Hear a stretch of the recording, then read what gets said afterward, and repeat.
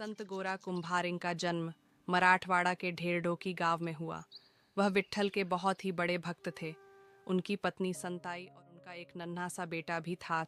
वह एक कुम्हार थे, लेकिन हमेशा विट्ठल के नाम का जाप करते रहते थे। एक दिन गोरा कुम्हार विट्ठल भक्ति में लीन उनका जाप कर रहे थे और घड़ा बनाने के लिए मिट्टी तैयार कर रहे थे। तब उनकी पत्नी संताई बाहर जा रही थी और उसने उनके बच्चे को रस्सी से बांध दिया और कुम्हार से कहा, सुनिए, मैं पानी लेने नदी पर जा रही हूँ, बच्चे पर नजर रखना। ऐसे कहकर वह चली गई। यह गोरा कुम्हार विट्ठल के नाम का जाप में लीन होकर मिट्टी रथ रहे थे।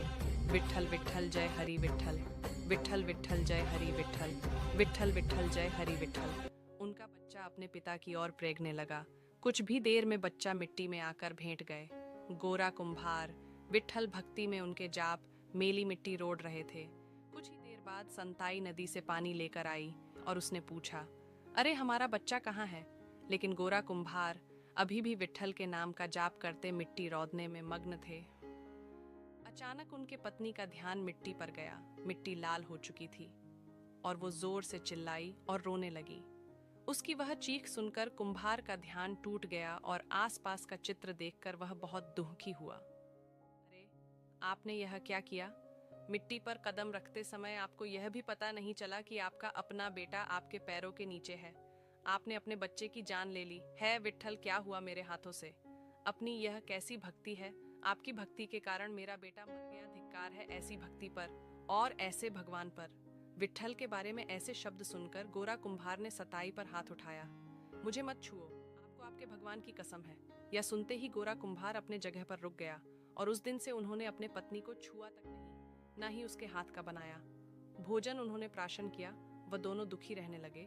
कुछ दिन बाद ऐसे ही चलते रहा। फिर संताई को लगा कि ऐसे चलते रहा तो कुल आगे कैसे बढ़ेगा। फिर एक दिन संताई ने अपने पिता से बात करके अपने छोटे बहन का विवाह गोरा कुम्हार से करवाया। उसके बाद भी गोरा कुम्हार ने अपने दूसरे पत्नी को छुआ भी नहीं, ना ही उसके हाथ से भोजन उन्होंने प्राशन किया।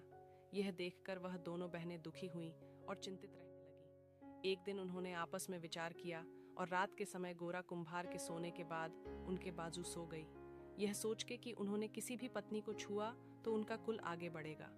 उस समय गोरा कुम्हार भगवान की रासलीला देखने में मग्न थे और इस सुंदर स्वप्न में उन्होंने अपने दोनों हाथ फैलाए और वो हाथ उनके दोनों पत्नियों के ऊपर पड़ गए।